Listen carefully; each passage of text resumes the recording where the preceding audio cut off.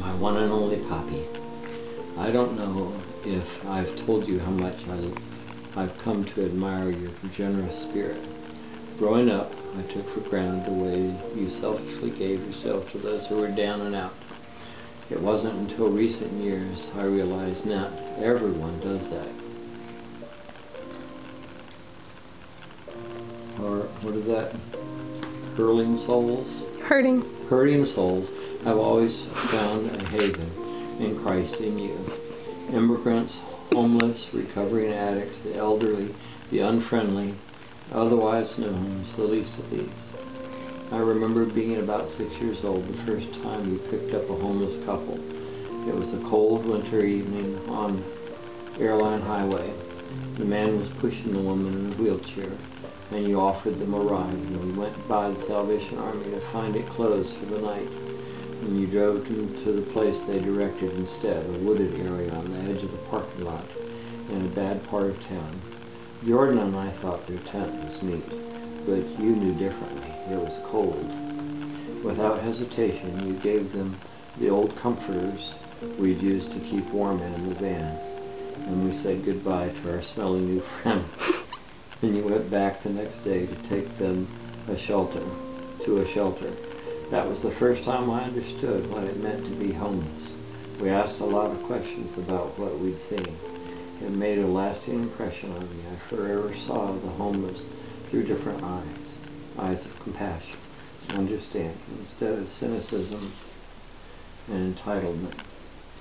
I can recall the many other stories of lives that you touched. You couldn't afford babysitters, so Jordan and I always tagged along with you on your missions to visit nursing homes, halfway houses, rehab centers, and repair work days.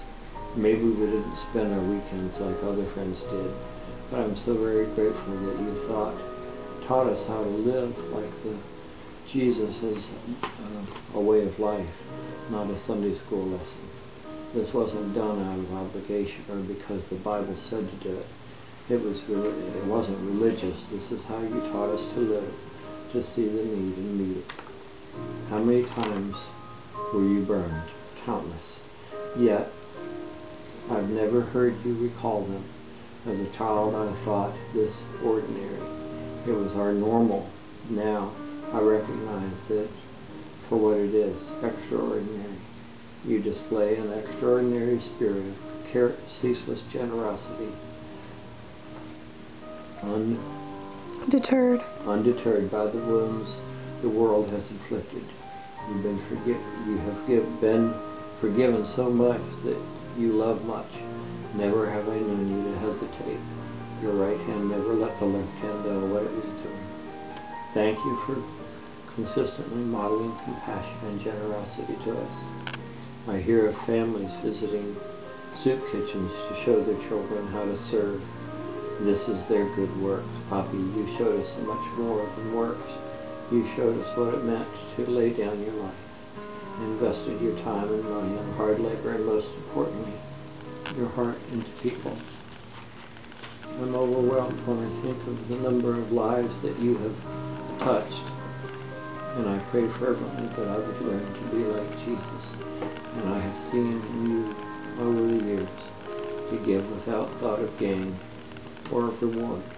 You gave when you had nothing, but I can only imagine the heavenly crowns you have earned in these 60 years and how many more you will earn, all to lovingly lay down those crowns at the feet of Jesus, and how blessed that they will be. Come quickly, Lord Jesus.